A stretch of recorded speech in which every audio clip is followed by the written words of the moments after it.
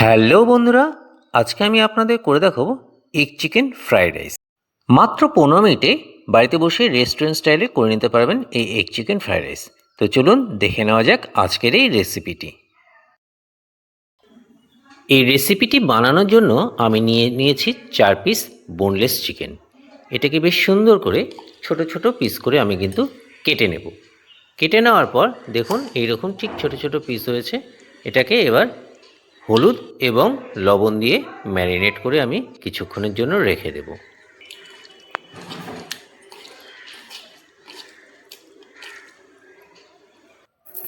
এইবারে একটা পাত্রে 150 গ্রাম মতো ফ্রাইড রাইসের চাল আমি নিয়েছি। আপনারা বাজার চলতি যে কোনো চাল নেবেন। নেওয়ার পর এটাকে কিন্তু 2-3 বার খুব ভালো করে ধুয়ে আমি 5 মিনিটের জন্য এটাকে এইভাবেই জলে ছেড়ে দেব। এইবারে একটি কড়াইতে জল ঢেলে এটাকে আমি হালকা করে গরম করে নেব। এইবারে ভিজিয়ে রাখা চালটা আমি কড়াইতে ঢেলে দিচ্ছি। এর মধ্যে আমি 2-3 ফোঁটা তেল ঢেলে দিচ্ছি, আপনারা রিফাইন অয়েলও দিতে পারেন। এর মধ্যে দিয়ে দিচ্ছি 2টো লবঙ্গ, একটা এলাচ এবং কিছুটা দারচিনি। এটাকে আমি 2 মিনিট হাই ফ্লেমে দিয়ে দেখুন জল কিন্তু ফুটিয়ে নিয়েছি। এরপরে 8 থেকে 10 মিনিট ভাত কিন্তু আমি একদম মিডিয়াম আঁচে দিয়ে সিদ্ধ করে নিয়েছি। ভাত সিদ্ধ হয়ে গেলে ভাতের মাঠটাকে ঝাড়িয়ে একটা পাত্রে আপনারা কিন্তু ঢেলে দেবেন। ঢেলে কিন্তু ভাতটাকে একদম ঠান্ডা করে নেবেন, যাতে ভাতের চাল কিন্তু একে অপরের সাথে না লেগে যায়। আমি এখানে এগ চিকেন ফ্রাইড রাইসের জন্য একটা এগ নিয়েছি। আপনারা পরিমাণ মতো বাড়াতে বা কমাতে পারেন।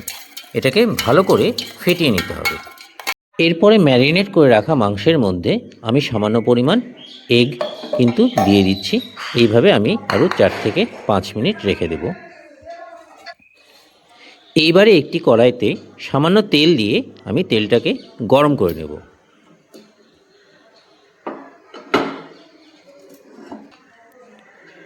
তেলটা গরম হয়ে আসলে আমি এর মধ্যে আগে থেকে কেটে রাখা সামান্য আদা এবং সামান্য রসুন দিয়ে এটাকে কিন্তু হাই ফ্লেমে ভেজে নেব।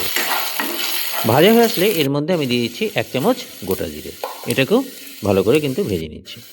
এইবারে আমি ম্যারিনেট করে রাখা মাংসটা কিন্তু হাই ফ্লেমে দিয়ে 2 মিনিট পুরো ভেজে নেব। এটাকে অবশ্যই কিন্তু হাই ফ্লেমে ভেজে নেবেন।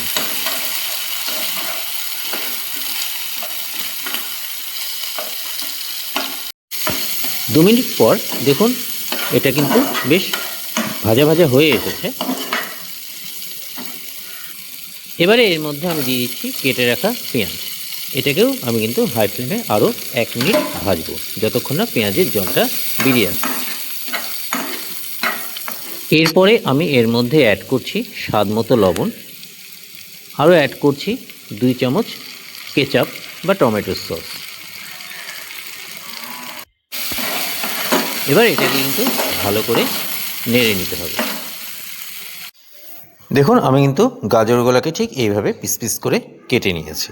আর নিয়েছি সামান্য বিনসগুলোকেও কিন্তু এইভাবে কেটে নিয়েছি। এইবারে কড়াইতে তেল গরম করে আমি এই কেটে রাখা গাজর এবং বিনসগুলো কিন্তু 2 মিনিট হাই ফ্লেমে এটাকে কিন্তু ভেজে নেব। এটা ভাজা হয়ে আসলে দেখবেন বেশ সিদ্ধ হয়ে আসছে। দেখুন গাজরগুলো কিন্তু ভাজা হয়ে গেছে।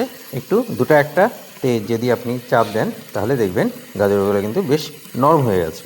এরকম নরম হয়ে যাওয়ার পর এর মধ্যে আমি দিয়ে দিচ্ছি 2টা কাঁচা লঙ্কা। এর সাথে আমি অ্যাড করছি সামান্য পরিমাণ মিক্সড আচার। এটা আপনারা দিতেও পারেন, নাও দিতে পারেন, এটা অপশনাল হিসেবে আমি ইউজ করছি। এর মধ্যে যে বাদ বাকিটুকু ডিম ফাটানো ছিল সেটাকে কিন্তু হালকা আঁচে দিয়ে এবার কিন্তু এটাকে আমি হালকা করে ভেজে নেব। এই সময় আঁচটা কিন্তু হালকায় রাখবেন, নাহলে ডিমটা কিন্তু কড়া হয়ে ভাজা হয়ে আসবে। দেখুন আমি কিন্তু একবারে হালকা আঁচেই ভাজছি। এরকম ঠিক নরম করেই কিন্তু ভেজে এটাকে কিন্তু আমি পুরোটা মিক্স করে দেবো।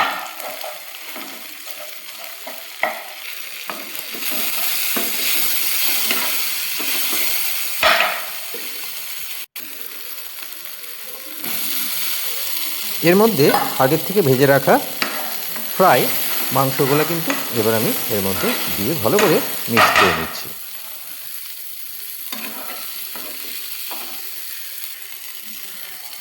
এবার তুলে রাখা রাইস যেটা ঠান্ডা হয়ে এসেছে, এবার কিন্তু এর ওপর থেকে আমি ঢেলে দিচ্ছি। এর মধ্যে আমি অ্যাড করছি সামান্য চিলি ফ্লেক্স, আর দিয়ে দিচ্ছি সামান্য গরম মশলা এবং সামান্য জিরার গুঁড়ো। এর সাথে আমি অ্যাড করছি 1 চামচ সোয়া সস আর 2 থেকে 3 চামচ টমেটো সস দিয়ে এটাকে কিন্তু খুব ভালো করে নেড়ে কেটে নিতে হবে, যাতে মিশ্রণটা ভালো করে মিশে যায়। এটাকে নাড়ার সময় অবশ্যই মিডিয়াম আঁচে কিন্তু আপনারা দিয়ে রাখবেন।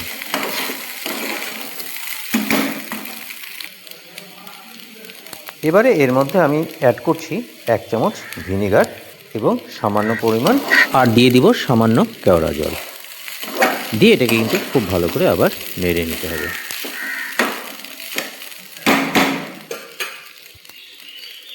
এবারে এটাকে নামানোর আগ দিয়ে অবশ্যই 1 চামচ কিন্তু ঘি অ্যাড করে দিতে হবে। তো বন্ধুরা, আজকে আমাদের এগ চিকেন ফ্রাইড রাইস কিন্তু একদম রেডি। তো আপনারা এইভাবেও বাড়িতেই গরম গরম পরিবেশন করুন, অথবা এর সাথে মাংস দিয়েও কিন্তু পরিবেশন করতে পারেন। তো ভিডিওটি কেমন লেগেছে অবশ্যই জানাবেন, এবং লাইক এবং সাবস্ক্রাইব করে চ্যানেলটির পাশে থাকবেন। এই ধরনের ভিডিও পেতে অবশ্যই আমার এই চ্যানেলটিকে ওয়াচ করুন।